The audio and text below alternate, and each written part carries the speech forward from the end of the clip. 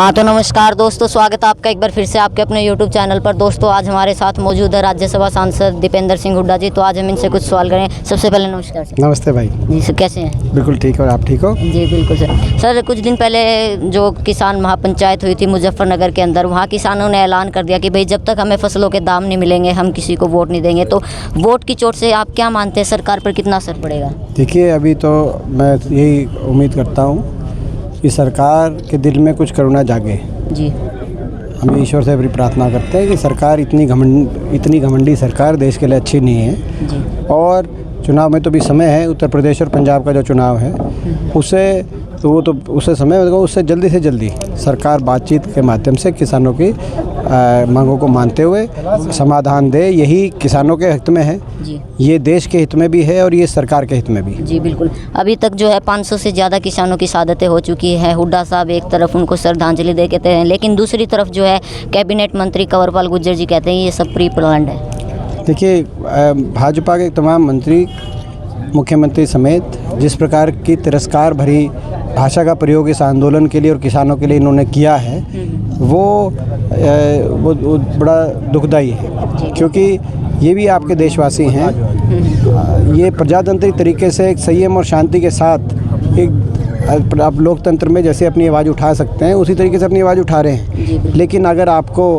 उसके बावजूद अगर जो है, मैं समझता हूँ कि आप को इनकी परवाह नहीं है और आप परवाह छोड़ो, इनका दर्द तो है ही नहीं आपको, आप उनकी बेइज्जती कर रहे हो। आप उनके लिए अपमानित और ऐसी भाषा इस्तेमाल कर रहे हैं जो कि नहीं करी जानी चाहिए।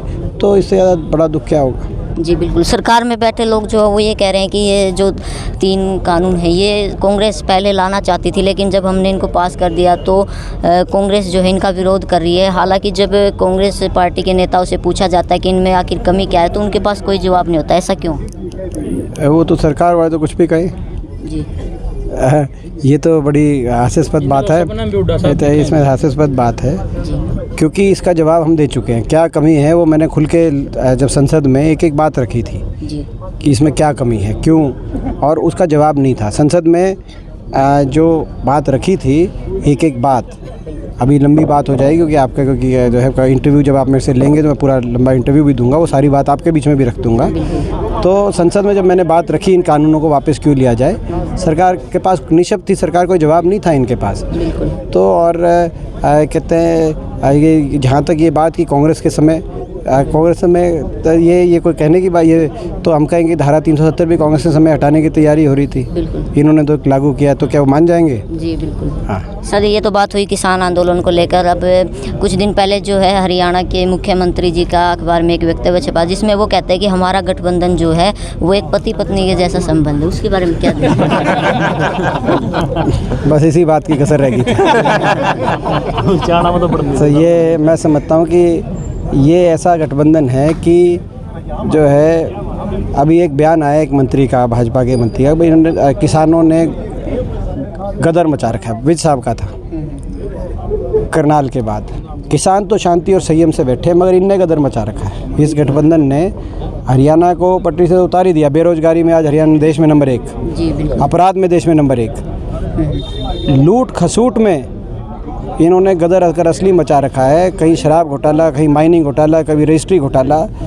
तो ये जो है, मैं समझता हूँ कि एक ऐसी सरकार, गठबंधन सरकार हरियाणा के, मैं समझता हूँ बड़ा नुकसानदायक सरकार साबित हो रही है। और इसी बात को देखते हुए हुड्डा साहब के नेतृत्व में विपक्ष आपके समक्ष का जो कार्यक्रम है, उस कार्यक्रम के माध्यम से हम प्रदेश के हर जिले में जाएंगे, लोगों की बात सुनेंगे और जिस प्रकार से लोग चाहते हैं कि प्रदेश का विपक्ष आवाज़ उठाए, उस प्रकार से हम बात उठाने का काम करेंगे। जी सर, 2 क्वेश्चन और पूछना चाहूँगा मैं। पहला तो ये कि सोना के अंदर जो है दिग्विजय चौटाला बयान देते हैं कि हालात देख अमरिंदर के कान खड़े हो गए भूपेंद्र को, इसको लेकर आप क्या कहना चाहेंगे? तो मैं समझता हूँ